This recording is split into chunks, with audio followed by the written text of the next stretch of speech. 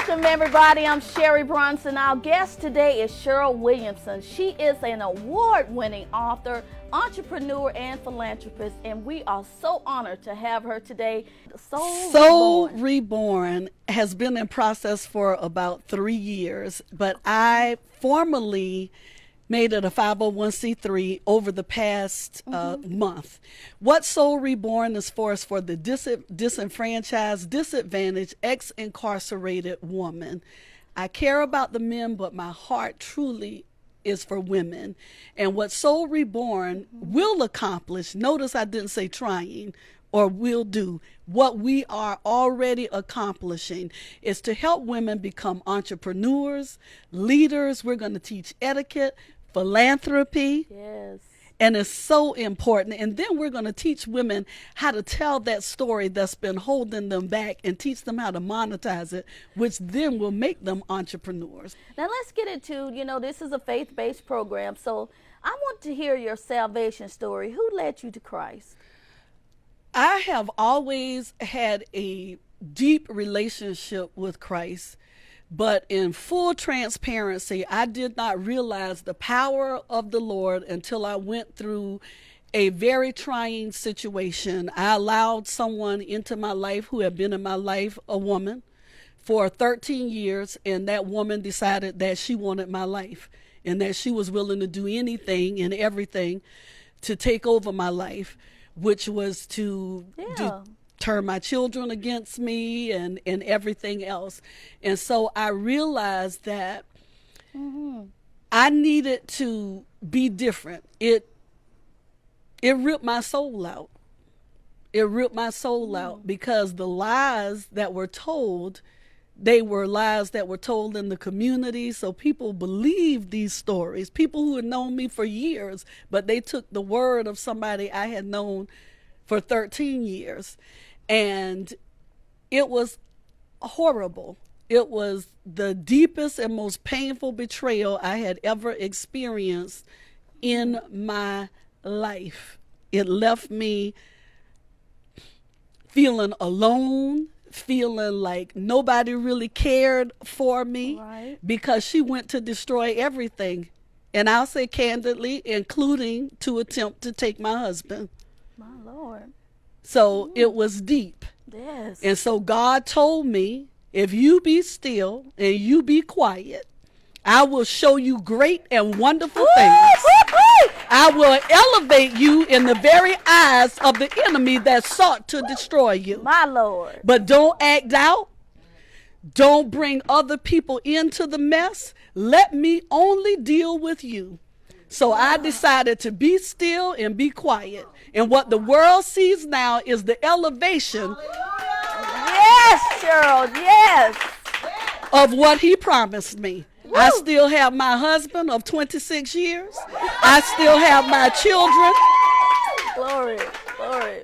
And I didn't let what the world say about me destroy me. I used what was meant to destroy me to write 12 books. A Soul Reborn. Soul Reborn is a product. Yes, talk, Cheryl. Of everything that I had to tell myself not to end up in jail. That's right. During that time. That's if the truth be told. Because see, people don't realize faith is messy.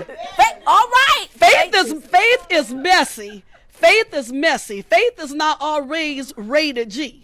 Faith is sometimes rated R, baby. Sometimes faith is rated R. So people will take you there. So even when I'm on fire for the Lord, I was on fire for the Lord when that thing happened to me, which is why it had to happen. Because see, it's easy to praise God when everything is going perfect. But the true test is, will you praise God when everybody around you has turned their back on you?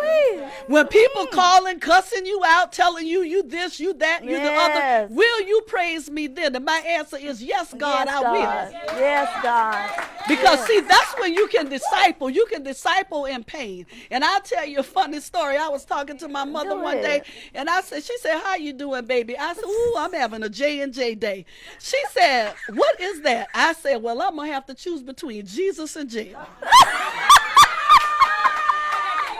But as I sat here today, you can see I chose Jesus over jail. Yeah, amen. I'm glad you did, Cheryl. Honey, but I'm going to tell you, I used everything that was meant to tear me down. Yes. To write every book, to produce a play, Yes, to do a film, Yes. to bring other people to Christ, to help 107 people share their stories, to help monetize it. And I always laugh. If you don't want to toll, don't play a role, because I'm going to write about it. Amen. That's my thing. Powerful. So Cheryl. I used everything. I used everything. I used every tear. I used every sleepless night. I used everything that people said about me.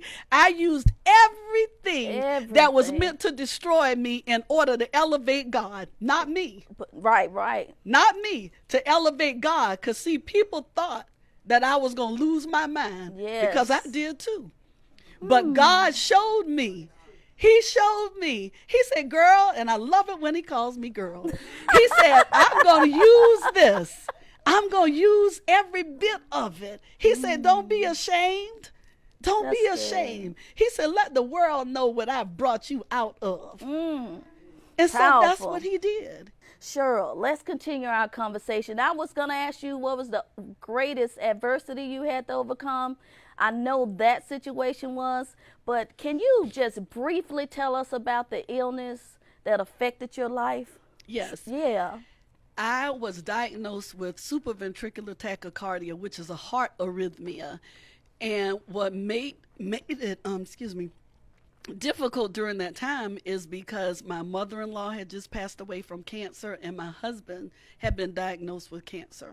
So which he is cancer free. So praise God. Yeah, amen.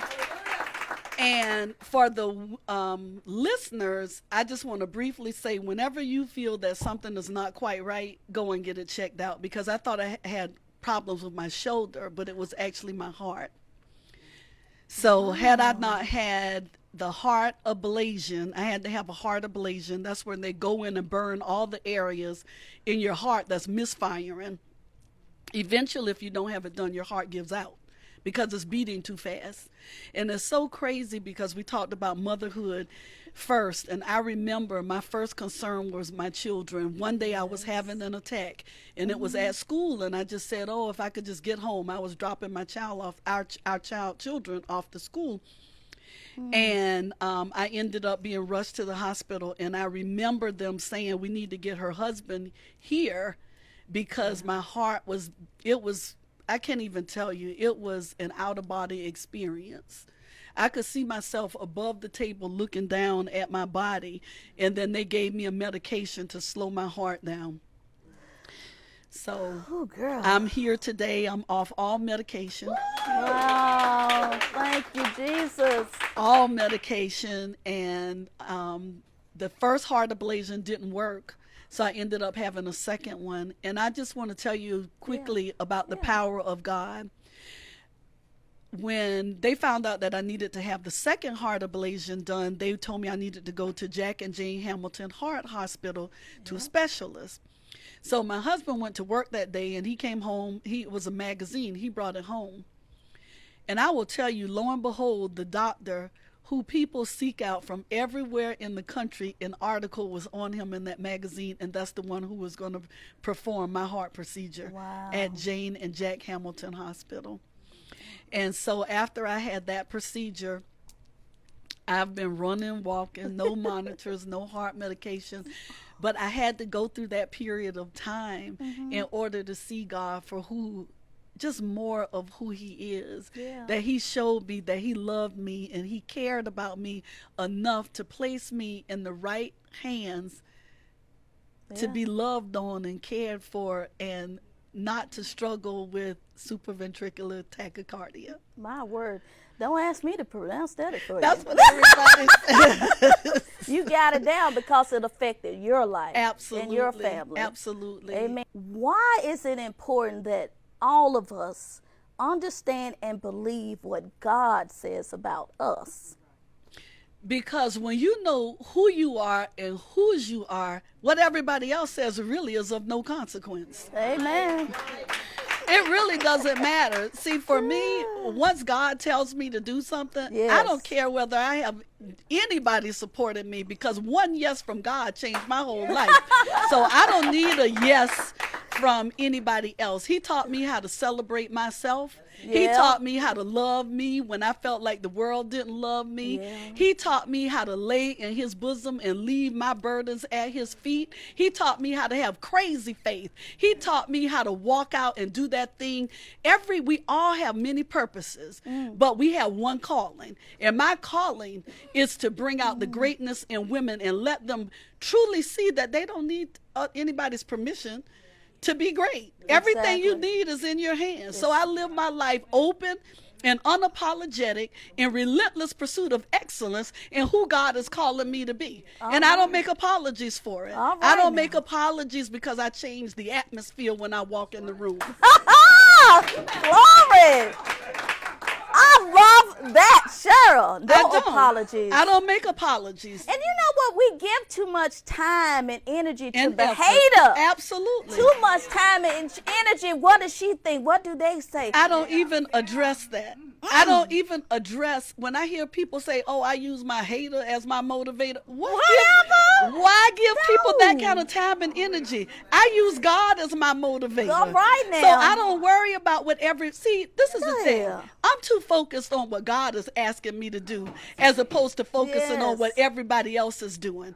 I run my life like a racehorse. I don't look to the left. I don't look to the right. I just look straight ahead, because when I look straight ahead, then I can see what God has for me. Yes. When I start looking to the left and the right, I get consumed about what everybody and everything Yep. else is going on, and see, I can't fulfill my call and my purpose. And the thing is, we're so focused on things that are not even tied to our destiny and our calling. Yes. That's why I had to say that. All that energy, all that passion, worried about Absolutely. what people think. Am I failing or am I succeeding? I don't care what you think. No. And when we get in that, and some of that comes with aging, girls, I'm going to tell you that right Yes. now. When the older you get, the less you care. Absolutely. And the less you care. I don't care. Right? I don't That's care so what true. you think. And you know why? Because we realize we have more time behind us than ahead of us. Yes. So we need to get Get busy, busy. doing those things that we're supposed to be doing. Yes, we're a Cheryl. champion. Thank It's you. time for us to stop living beneath our blessing and our birthright. Ooh, my Lord, sister. Thank you for saying that. Absolutely.